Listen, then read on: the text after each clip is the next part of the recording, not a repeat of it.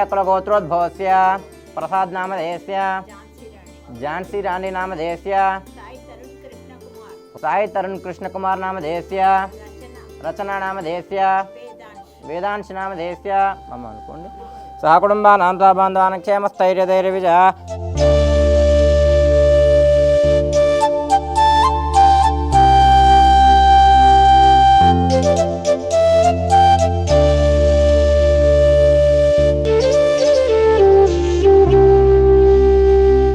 అమ్మ నాన్న పుణ్యక్షేత్రం అనేది అనిపించేది ఏంటంటే ఇది చాలా గొప్ప సంకల్పంతో స్థాపించారు. చూస్తే ఇక్కడ అర్థమవుతుంది.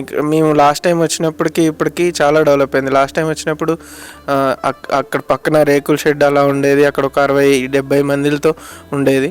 ఇప్పుడు చూస్తే ఇది ఒక చాలా పెద్ద బిల్డింగ్, దాంట్లో సపరేట్ ఫ్లోర్స్, మెన్కి ఉమెన్కి సపరేట్గా వాళ్ళకి అన్నీ చూసుకోవడానికి కేర్ టేకర్స్, పైగా హాస్పిటల్ సపరేట్గా వాళ్ళ కోసం మటుకే హాస్పిటల్ ఒకటి పెట్టారు.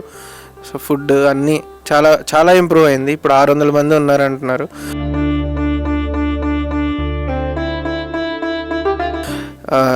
చాలా 60 నుంచి 600 అంటే చాలా పెద్ద ఇంత గొప్ప సంకల్పం వల్లనే ఇది నడుస్తుంది. ఈ సంకల్పంలో అందరూ పాల్గొనాలి, అందరూ చేయాలని నేను కోరుకుంటున్నాను. ఇప్పుడు ఈ పితృపక్షాల సమయంలో ఎక్కడికో వెళ్ళి ఎవరియో దగ్గరికి వెళ్ళి ఏదో చేసే కన్నా ఇక్కడికి వచ్చి మన వంతు సహాయం మనం చేయగలిగితే మనకు ఆ పుణ్యం అనేది చాలా వస్తుంది అని నేను భావిస్తున్నా.